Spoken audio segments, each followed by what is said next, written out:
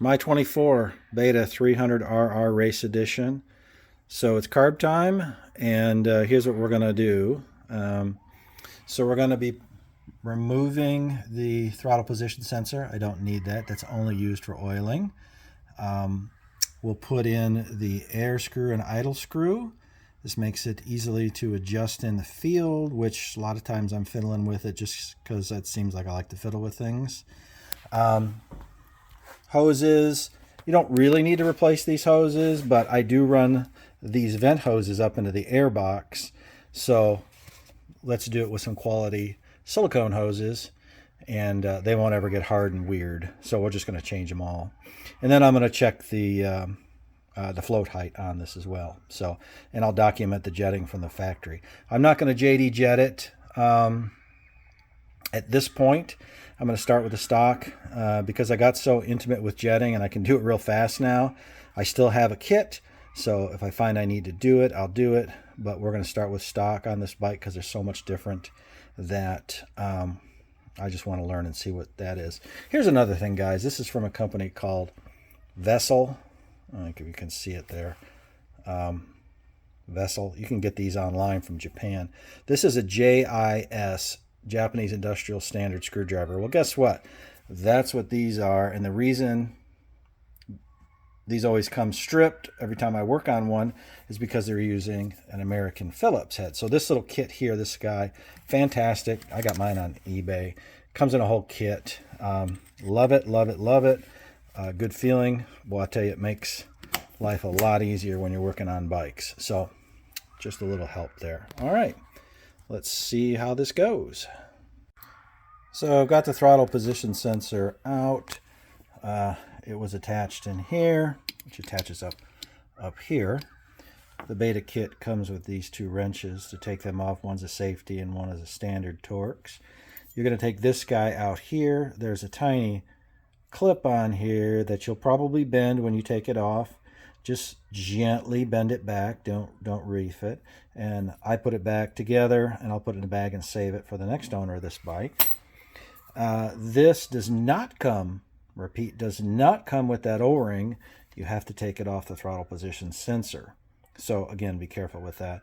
And then you just go backwards and put it back together, and that's it. That part's done. There's no reason to take this off of your bike. It doesn't change anything on the bike. I do it because it makes it easier to get the slide out to jet it. It does provide a little bit less throttle pull. Makes the throttle a little bit easier to pull because you don't have to turn this guy. And it's just something that I don't need. So if I always look for efficiency. So on to the next part. So next onto the air screw. And this is where the air screw goes in the carburetor. What I did before I took it out was I backed it in, measured the turns. So mine was at 1 1/4. And then when I pulled it out, here's what I got. I got the air screw, a spring, a washer, and an O-ring in that order.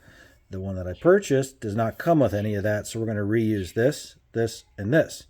So just be gentle on it. This O-ring is very fragile. And we're going to put it together, put it in the bike until it seats, and then back it out 1 1/4. And that'll be done. Idle screw is next. It goes in there. So what I do is I look to see if you can see down in there, see those threads. I kind of look to see where it was.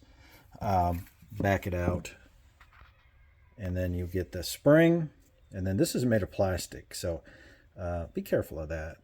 But then here's your aluminum one. So spring on there, seat it in, we're ready to go.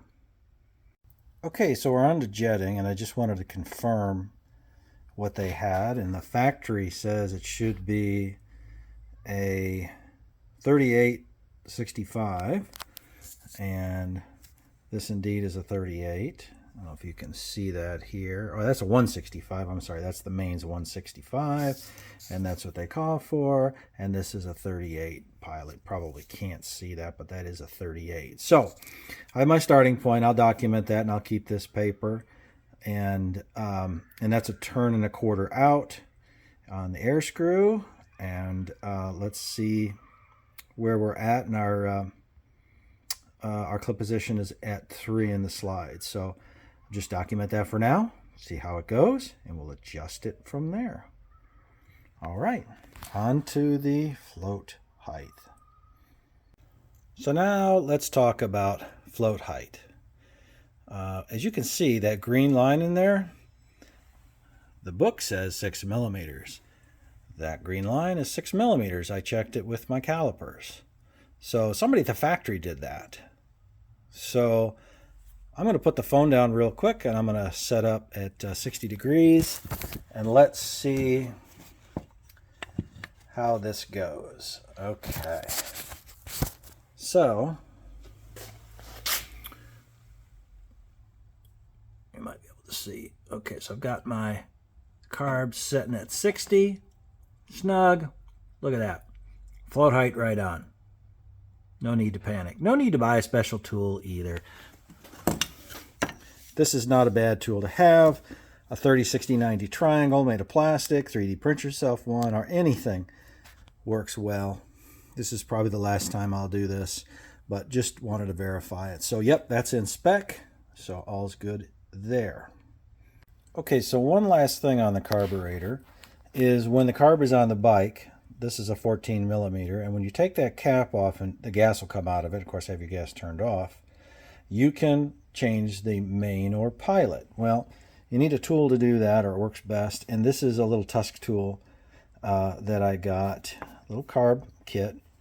I did turn the end down, which you could just grind down, almost flush, and you could make it flush too.